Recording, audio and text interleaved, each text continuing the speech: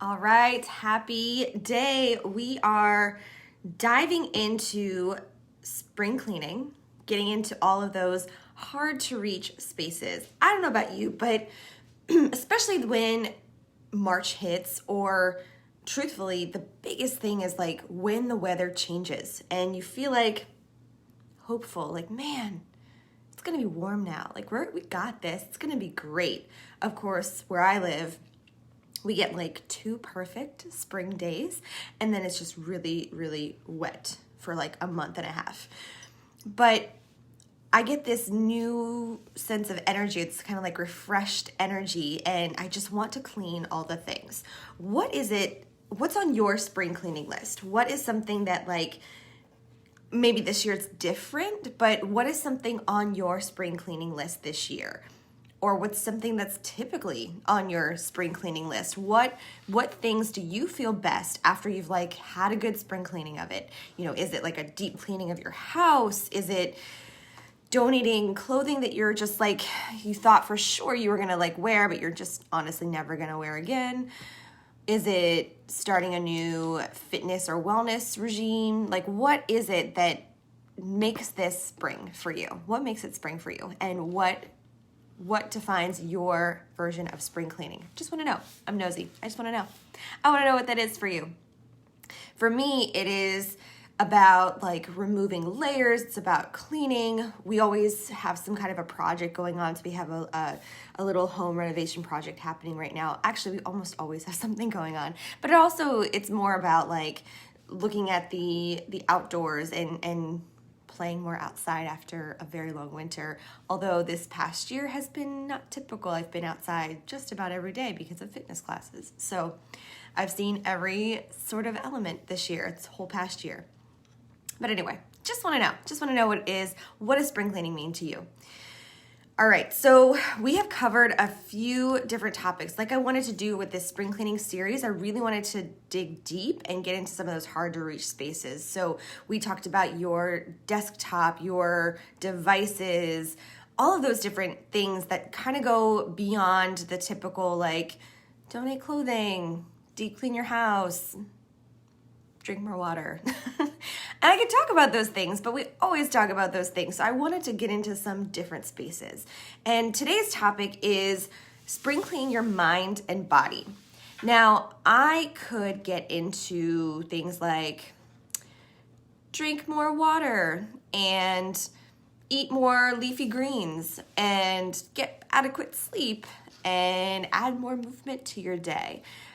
But I'm not going to go that angle.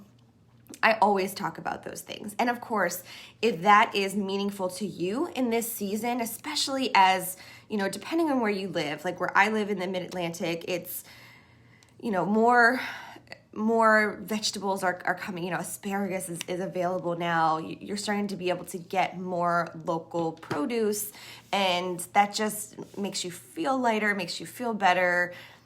And I could talk about all of those things, but instead I kind of want to go on these 3 different key elements that I've kind of defined that have really helped me spring clean my body and mind over the years.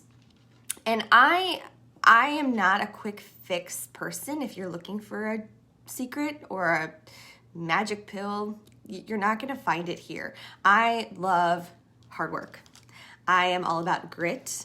I like big ideas. I like flow. I like energy. So if that is your love language, stick with me. But if you are just looking for something quick, easy, I don't know, I can't help you.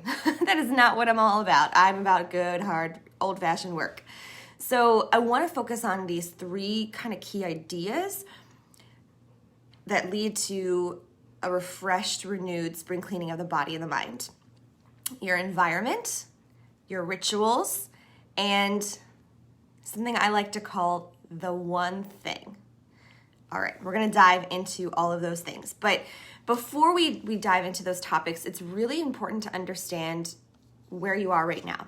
What's your goal? What is your intent? What makes you feel confident, strong, grounded? What things are distracting you right now? Good or bad distractions? What is weighing on your mind that is preventing you from moving forward with this season, with a goal? How are you even potentially sabotaging yourself, even if you don't mean to be? I think people generally have pretty good intentions. It's just we're not aware of the things that are holding us back, including ourselves. So make notes.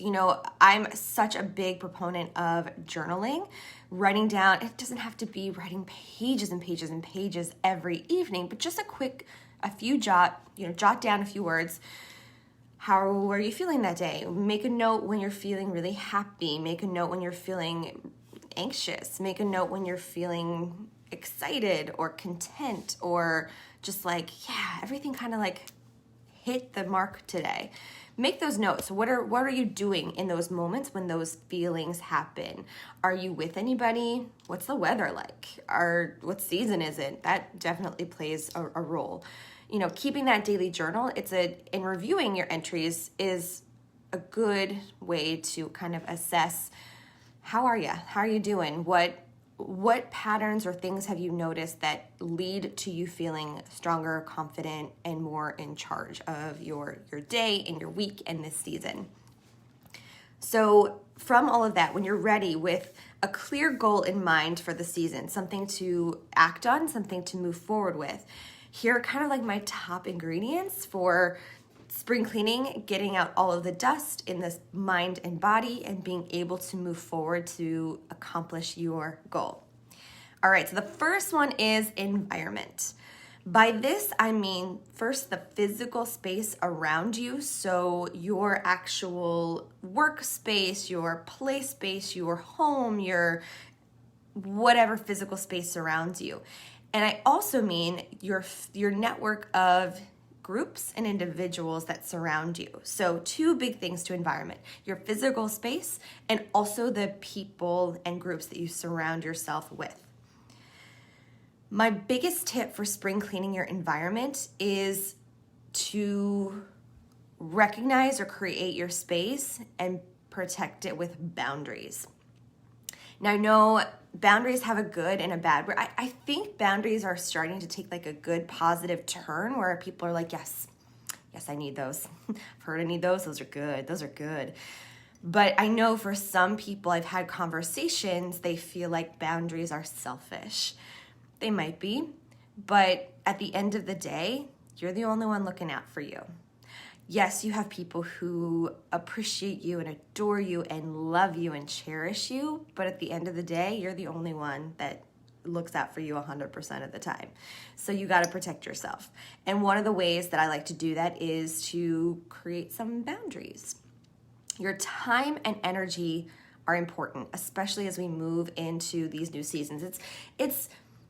I think it becomes not easier, just more with the flow in spring and summer to kind of feel this energy, to kind of capture the energy, because where we live, the sun is shining and it's big and then the days are getting longer. So having energy or creating energy seems a little more attainable in the spring, but this is a good time to kind of create and set those boundaries while you're feeling this renewed sense of I can do everything. So it's key to learn who and what is going to waste your time and energy. And I mean that in the best way possible. You could probably sit down and figure out, all right, if this person calls me, I'm out for 2 hours. Or if this person visits me at work, oh my gosh, I have to figure out how to get rid of them because I need to do my stuff. You know who that is. And the goal with those things is not to be rude, not to push them off. I have a very clear barrier, and for some people that's very off-putting. So it does push certain people away from me, but maybe that's for the better, because a lot of times those people are energy vampires. They are there to just kind of suck your energy and your time, and we don't have time for that this season, right? We want to embrace the sun. We want to see the buds on the trees form. We have too much going on. We don't need that energy sucking from our lives. Focus on filling your space and your cup and your energy with the people who will support you and direct good energy towards you. So sort of taking a little inventory, who or what has been distracting me, has been keeping me from doing the things that I want to do. And it's okay. It's okay if it's like somebody really close to you. You're allowed to change that. You're allowed to change that. You're allowed to change who you spend your time with. You are. And no hard feelings. You don't have to just cut it off cold turkey. Maybe you need to for some people, but be kind. Just be very aware of what energy you're putting into that space with those people around you. And the same thing with your physical space. For me, in the spring cleaning means like doing things like grounding, going outside and being barefoot on the grass and just putting your feet connecting with the earth. For me, that's a very like renewed, refreshed kind of thing. Putting my hands in the dirt, that's a very renewed, refreshed feeling for me in the springtime. Soaking up the sunshine, making sure I get a lot of outdoor time.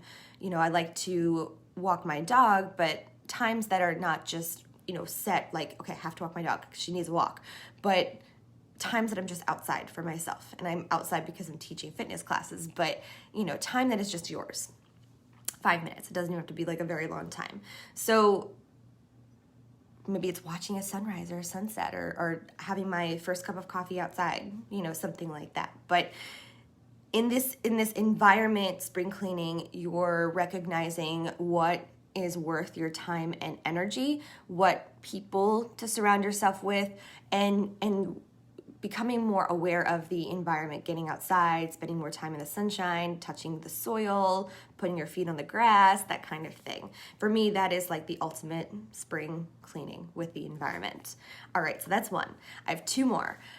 Rituals. So rituals are sacred, and they are the things that you're gonna do every day or every week, or you have like a set amount of time for a ritual. And I swear by rituals. Rituals are how I get stuff done and how I feel good about my energy, my environment, everything.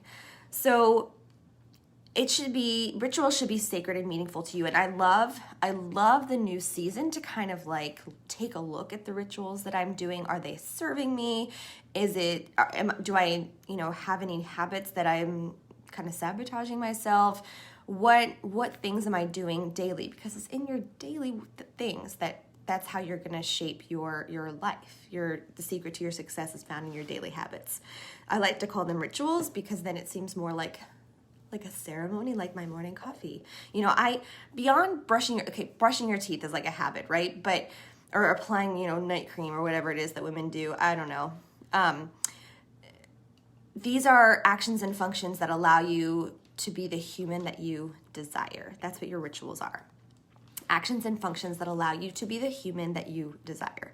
So I have a few that I really like to protect. I like my morning coffee and creativity time. I really protect, again, going back to that environment, I really protect that time. That is my time. I don't let people schedule meetings with me during that time. I get up extra early just to have that time so that I am not pushing into the typical work day. I also really love my Sunday afternoon or sometimes evening. It doesn't matter when it happens, it just happens on Sunday. My planning and prep time. When I look over my calendar, create my 3 priorities for the week, when I do my meal prep, the things that will make me feel better going into the week.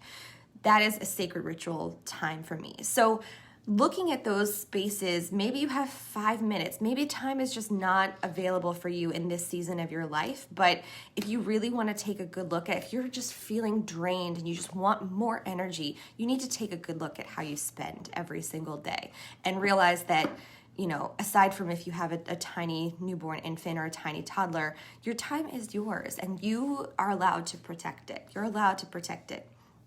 So creating even just a few minutes a day where you're doing something that is going to make you feel like the desired human being you want to be. Maybe it's just, I just want to enjoy 1 cup of coffee by myself. And that is not selfish. That is great. Just carve out that time in your day. One of my tricks that I've shared with, I think I've shared this with you guys, with the calendar is blocking off time where you need to have productive work. So nobody is allowed to schedule meetings with you during that time. I actually schedule it as a meeting and just keep it private. And that way nobody can schedule a meeting with me during that time. Like that time is sacred, and I need that creativity time because I know I need a block of focused time for me to feel like my best self. So just again, looking at how you're spending your daily activities, what things could you potentially add to your everyday or every week or every month calendar that are going to help you feel stronger and more confident. Decide what is most valuable to you and create opportunities in your day or week to make sure those things get the time and attention that they deserve. Okay, so that is rituals. We talked about environment, physical environment, people. We talked about how you're spending your time daily or weekly, creating those opportunities to really dive into the things that deserve your time and energy. And the last one is a little bigger. I like to call it the one thing. All right, stay with me. There's one thing that you do, one energy that you bring, or one action that sets you apart from other people. And this is going to speak probably more to those individuals who are entrepreneurial at heart, like who have a business or have an idea for a business, or really just want to be an entrepreneur of your day. You just want to own your day. There's one thing that really sets you apart from other people. And it's possible that you have yet to discover it. Like I genuinely, truthfully discovered my thing after like 10 years of being in business. And it's crazy to think like you put all of that time and work in for, that one moment 10 years later. But now it's kind of been like a key that motivates me and allows everything else to kind of flow around it. So I don't feel like I am fighting the current anymore because I figured out the one thing that sets me apart from other people in my industry. And that seems like really big, but it's not huge. It's not a huge thing. It's a little thing that I noticed that sets me apart. And after I figured that thing out, I've spent 80% of my creativity or my work time surrounding that thing, and I have seen such amazing growth from it. So it's the 80-20 rule, right? So you want to spend 80% of your time on that thing. So you can do, there are things that I have done just because, and they don't really, for my business, and they don't really like bring me anything back, but like it just felt good to do that thing. So I'll spend 20% of my time doing those things, but I spend 80% of my time doing the thing that I know is gonna make the biggest difference and make me feel like a better person in my industry. So, okay, you might be thinking, I don't know what that thing is. Like, there's nothing special about me. And I disagree. There's something really, there's a spark in you. There's something there's like a topic that when you hear it, your ears like perk up. It could be part of work. I'm being really like secret. I'm not trying to be secretive, but like there's one thing, and for me, it makes most sense in my fitness business, but also that one thing has helped me in my professional job as well. So it's like a workflow thing. It's like, I know what I bring to the table. And once you know what you can bring to the table, put all of your energy into that action or idea, and you'll start to notice people are like, yeah, that's a great idea. Or more people are want to work with you, or more people know who you are, or recognize your abilities, and everything kind of flows into place from that one thing. So you might be thinking like, I don't have that, but you do. And here are a few ways to discover your thing. Here's a question, like, is there an idea or a project that you can't stop thinking about? Like, even if you're working on something else, you're like, oh my gosh, but that thing I'm so, like, there's this like feeling in the pit of your stomach, if you're a feeling person, or it just sits at the front of your brain if you're a thinking person, or it sits heavy on your heart if you're a feeling kind of person. It's just like every time you hear about it, you're like, oh, that's really cool. Or I want to learn more about that. Like, you just can't wait to learn more about it. You can't wait to do things related to it. You want to know more about it. Like, it just sparks something in you. Or have you heard from people saying like, oh my gosh, you're so good at that? And you're like, no, am I? That it might be related to your thing. It's something that makes you feel good. It's something that sparks your interest or you can't stop thinking about. That is your one thing. That's your shtick. And it doesn't have to be related to starting a business or having a business. You might not have any desire to have a business, but there's one thing about you that sets you apart from other people. And if you need help identifying it, I'm pretty good at helping people figure that out. I've always been really good at helping people figure out their thing and never, ever, ever understood my thing until about a year ago, which is really crazy. And part of my experience of discovering it was going through yoga teacher training, because all of a sudden I had to stop and think and assess, and I had to talk to other people about myself, which was very weird because I am a person who likes to talk about you. I like to talk about you. I like to discover things about you. I like to help you. Every job, position, whatever I've ever had has been helping other people find their own confidence. And any job. I mean, when I worked in college admissions, it was helping kids figure out their futures. Like, now working with high school students, helping them figure out their futures. Always, always, always, I have been in this mode of helping other people figure out their stuff. And then one day mine clicked. And I was like, what? That's crazy. It's been there all the whole time. You just never noticed it. So you're looking for that thing that you can't stop thinking about. It brings a feeling into the pit of your stomach or a feeling onto your heart, depending on how you relate to things. You might be a thinker, a heart person, or a gut feeling person. It's just something you can't stop thinking about, related to something you can't stop thinking about. And my caveat or biggest piece of advice with this is, do not copy somebody else. If you see somebody else rocking something, it's cool to try to grab onto that idea or energy, but if you take it and literally package it and make it exactly the same, it's not going to look good on you. So it's kind of like you're putting on this coat and you're carrying this coat around and you're like, yeah, they did it. Looks cool, right? Doesn't look cool on you. So don't try to copy somebody else. Find your own thing. And it could be, it could be related to somebody else's thing. Like, my thing is something that other people could totally do. I just do it really well. So yeah, have your own thing. Find your own thing. Find your own thing. Don't just copy somebody else's. Okay, I love sharing this kind of energy, and this is the kind of work that I like to do with people one-on-one and small groups and workshops. And I believe everybody has the capability to live their best life. And you deserve to feel confident. You deserve to feel refreshed. You deserve to spring clean your soul and your mind and your body. And you deserve to be full of energy. You deserve to feel good.